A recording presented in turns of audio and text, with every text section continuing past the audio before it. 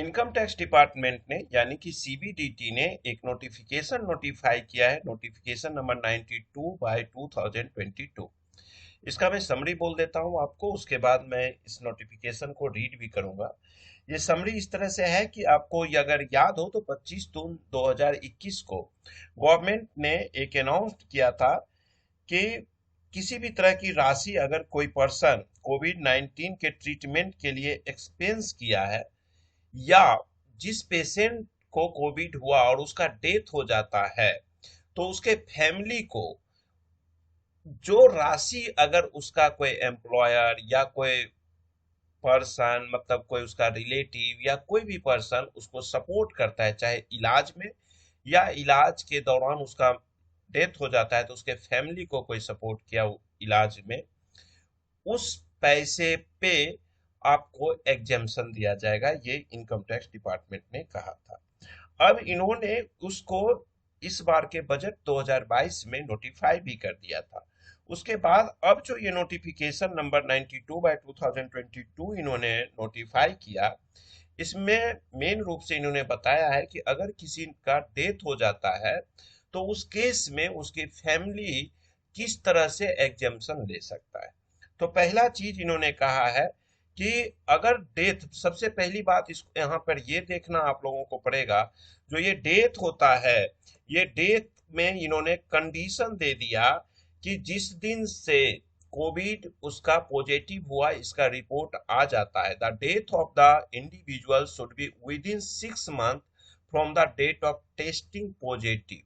यानी कि जिस दिन उसका कोविड 19 का टेस्ट हुआ, उस दिन अगर पॉजिटिव आ जाता है तो जब से पॉजिटिव का रिपोर्ट आपके पास आया उस डेट से लेके 6 महीने के अंदर अगर कोई पर्सन मर जाता है और उस केस में for which any sum of money has been received by member of the family, और उस केस में अगर मर जाने के मतलब 6 महीने के अंदर, 6 महीने इलाज चला उसका और उसी 6 महीने में जैसे कोविड हुआ 10 दिन में भी मर गया या 6 महीने में मरा, तो जब कोविड के इलाज के लिए अगर आपको कोई राशि मिली है, तो या फिर मरने में आपका जैसे होता है एम्प्लॉयर ने दिया या गरीब आदमी है किसी दोस्त यार ने दिया, कोई रिलेटिव ने आपको दिया, तो इनकम टैक्स तो लग ही जाएगा। तो उससे बचने के लिए इन्होंने ऐसा कहा है कि उसके फैमिली मेंबर को भी अगर पैसा मिला है तो the family member of the individual shell keep a record of the following documents. तो इसका एग्जेम्पशन लेने के लिए उनके फैमिली मेंबर को कुछ डॉक्यूमेंट्स इन्होंने कहा वो आपको रखना पड़ेगा, तभी जाकर के आपको एग्जेम्पशन मिल सकता है।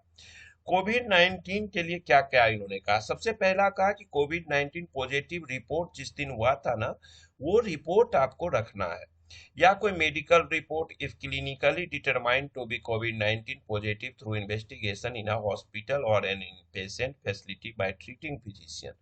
आपको याद हो कि जब दूसरी लहर थी कोविड की, उसमें कोविड रिपोर्ट में नहीं भी आ रहा था लेकिन लोगों का लंग्स पे इफेक्ट आ गया था। तो इस केस में अगर डॉक्टर आपको प्रूफ कर देता है लंग्स को देख के भी कि चल भाई कोविड है, कोविड वो लिख देता है, तो वहां पे ये नोटिफिकेशन अप्लीकेबल हो जाएगा, या मेडिकल रिपोर्ट और डेथ सर्टिफिकेट। और जब मर गया बंदा तो उस केस में स्पेशली देखिए ये नोटिफिकेशन डेथ वाले लोगों के लिए है कि अगर वो डेथ हो जाता है तो उस केस में आपको मेडिकल रिपोर्ट, डॉक्टर का जो सर्टिफिकेट है डेथ सर्टिफिकेट, वो उस पर्सन को रखना जरूरी होगा, a medical report for death certificate issued by a medical practitioner और a government civil registration officer office in which it is stated that death of the person is related to corona virus disease. जो वो death certificate आपका होगा उसमें ये mention होना चाहिए कि पर्सन का जो डेथ हुआ है वो कोविड के कारण हुआ है, कोरोना से हुआ है। अब यहाँ पे दूसरी बात ये कहता है कि आपको एक statement of any sum of money received by a member, जिस फैमिली में ये घटना घटी है, डेथ हुआ है, उस फैमिली में जो पेशेंट था जिसका डेथ हो गया, उस फैमिली के मेंबर को वो स्टेटमेंट रखना पड़ेगा जिसमें अगर किसी एम्प्लॉयर के थ्रू उस पेशेंट को मिला था या किसी भी पर्सन या पर्सन से ये पैसा इसलिए उसको दिया गया था कोविड 19 यानी कोरोना के इलाज के लिए वो स्टेटमेंट फैमिली मेंबर्स को रखना पड़ेगा। और थर्ड चीज कहता है, आपको एक फॉर्म दिया है, the details of the amount received in any financial year shall be furnished in form A. ये फॉर्म दिया है to the assessing officer within 9 months from the end of such financial year और 31 दिसंबर 2022 whichever is letter. अब जब से Covid का ये case शुरू हुआ तो जिस फाइनेंशियल ईयर का ये केस है उसका आपको खत्म होने के 9 महीना के अंदर या 31 दिसंबर 2022 तक जो बाद आ रहा है, तो अभी 31 दिसंबर 2022 आने वाला है आपका, तो जिन लोगों ने ऐसा अभी मतलब जिनको क्लेम करना था और अभी तक नहीं किए थे तो 31 दिसंबर 2022 तक कर सकते हैं। फॉर्म ए में जो है उन्होंने क्या लिखना है, नेम, एड्रेस, पैन नंबर होगा, relation of the recipient with the. इसमें देखिए ये फॉर्म एकदम ध्यान से सबमिट करिएगा, कोई मिस्टेक नहीं करिएगा, सरकारी चीजें हैं ये ध्यान रखिएगा। सरकारी चीजें में 100 चीज की दिक्कत होती है, थोड़ी सी भी फॉर्म में गड़बड़ हुई रिजेक्ट हुआ। तो इसमें आपको क्या करना है, नाम देना है, एड्रेस देना है, पैन नंबर देना है और क्या रिलेशन है जो पर्सन का डेथ हुआ है उसके बारे में। उसके बाद जो पॉजिटिव हुआ था बंदा उसका डिटेल देना है, कोविड 19 की कब से हुआ था, मेडिकल रिपोर्ट का, टेस्ट रिपोर्ट का नंबर, मेडिकल जो कोविड रिपोर्ट आ रहा है उस पर रिपोर्ट नंबर वगैरह सब रहता है। उसके बाद details of death due to covid 19 and a medical report और death certificate issued by a medical practitioner. अब जो कोविड 19 के कारण उसका डेथ हुआ है ये मेंशन होना चाहिए डेथ सर्टिफिकेट पे। वो डेथ सर्टिफिकेट का डेट, मंथ, वाई के इस फॉर्मेट में डेट डालिएगा, उसका सीरियल नंबर, उसके बाद ID number of the medical report, जो भी मेडिकल रिपोर्ट का सीरियल नंबर वगैरह होता हुआ रेफरेंस नंबर वो सब यहाँ पे दे दीजिएगा। अमाउंट कितना रिसीव किया गया from the employer of the. अब यहाँ पे अगर दो तरह का मैं आपको बताया, एम्प्लॉयर भी जैसे बहुत सारी कंपनियां ने अपने एम्प्लॉय को सपोर्ट किया, तो या तो एम्प्लॉयर ने कोई दिया है वो पैसा या कोई थर्ड पर्सन दोस्त या रिलेटिव से पाया है तो वो। उसके बाद जिस एम्प्लॉयर से आपको सपोर्ट मिला है उसका पूरा एड्रेस आपको देना है, नेम, एड्रेस और पैन नंबर देना है। उसके बाद previous year in which the amount has been received, वो ईयर जब कब आपने अमाउंट रिसीव किए वो साल लिखना है। Amount receive from the employer, कितना एम्प्लॉयर से लिए। उसके बाद दूसरा नंबर, पॉइंट नंबर 11 है कि अगर ये तो एम्प्लॉयर का डिटेल था, उसके बाद अगर आप किसी थर्ड पर्सन से लिए, रिलेटिव, दोस्त यार से पैसा मिला था तो उसका पूरा का पूरा डिटेल आपको यहाँ पे देना है। उसके बाद टोटल अमाउंट कितना रिसीव किए यहाँ पे लिख दीजिए।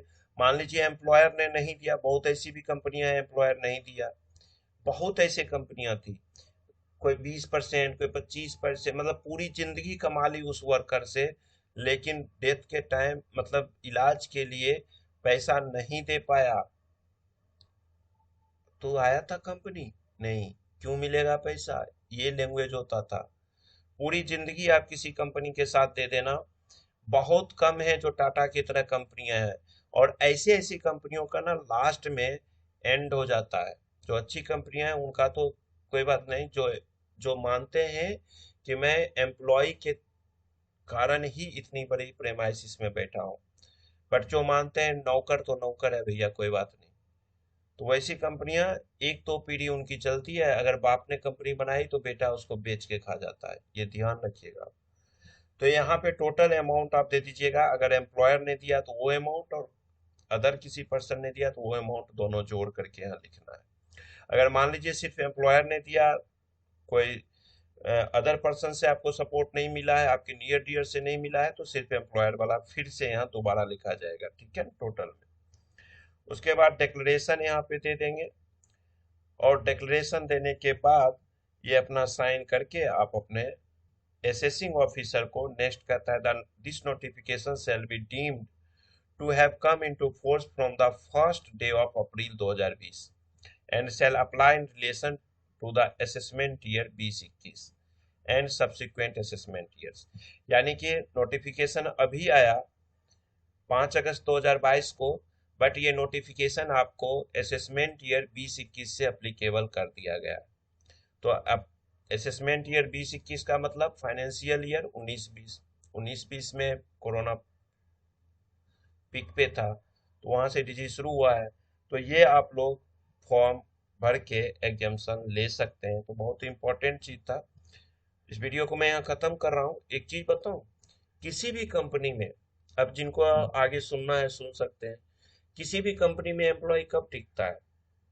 दो तरह की कंपनियां होती है। एक कंपनी सोचती है अगर किसी कंपनी में आप 5 साल 10 साल 15 साल टाइम दे देते हो, तो वहां पे कंपनी के ओनर्स सोचते हैं यार ये बेकार है, इसको कहीं नौकरी नहीं मिल रही है, इसलिए हमारे पास है। कुछ कंपनी ऐसी हैं, जैसे टाटा वगैरह की कंपनियां हैं, वहां पे जितना पुराना आप होगे उतना आपका रिस्पेक्ट बढ़ेगा, उतना आपको फैसिलिटी बढ़ती है, आप उनका एसेट्स होते हैं, और आपकी सारी फैसिलिटीज को वो ध्यान रखते हैं। लेकिन छोटी कंपनियों में क्या होता है, वो कंपनियां क्या करेगी, आपके फैसिलिटीज को डिक्रीज करती जाएगी। सपोज आपको मोबाइल दे रखा है तो मोबाइल बंद कर देगा, मोबाइल एक बार खो गया अब मोबाइल नहीं मिलेगा भैया, मोबाइल हटा दिया। आपके पास गाड़ी दे रखा, अरे गाड़ी हटा छोड़ना, ऐसे करेगा। और अच्छी कंपनी में आप जाते हो, जैसे टाटा जी की कंपनी है, ऐसी कंपनियों में जो पुराने स्टाफ होते हैं उनके लिए क्या होता है कि अच्छा एक काम कर भैया, 1 साल तो रुकेगा ना, एक सैटरडे तुम्हें फ्री होने लगेगा, 2 साल रुकेगा 2 सैटरडे तुम्हें फ्री, 3 साल में 3 सैटरडे फ्री। अब उसको क्या लगता है एम्प्लॉयज को, अरे मुझे तो इस कंपनी में, अब वहां कम भी पैसा मिलेगा ना, फैसिलिटी ज्यादा मिलती है, तो लोग वहां नौकरी करेगा।